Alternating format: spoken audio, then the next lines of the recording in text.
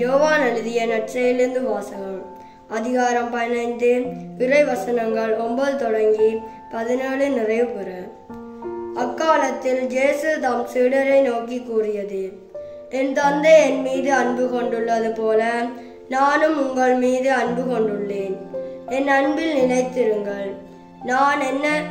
நான் என் தந்தையின் கட்டளைகளை கடைப்பிடித்து அவரது அன்பில் நிலைத்திருப்பது போல நீங்களும் என் கட்டளைகளை கடைப்பிடிப்பதால் என் அன்பில் நிலைத்திருப்பீர்கள். என் மகிழ்ச்சி உங்களுள் இருக்கவும் உங்கள் மகிழ்ச்சி நிறைவு பெறவும் இவற்றை உங்களிடம் சொன்னேன்.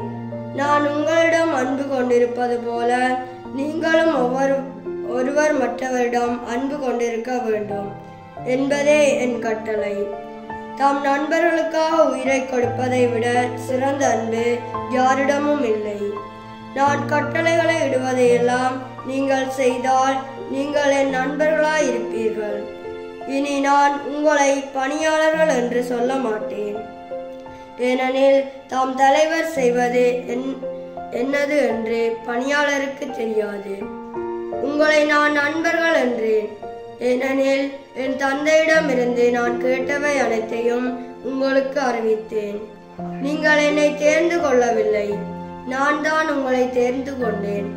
நீங்கள் கனி தரவும் நீங்கள் தரும் கனி நிலைத்திருக்கவும் உங்களை ஏற்படுத்தினேன். ஆகவே நீங்கள் என் பெயரால் தந்தையிடம் கேட்பதையெல்லாம் அவர் உங்களுக்கு கொடுப்பார்.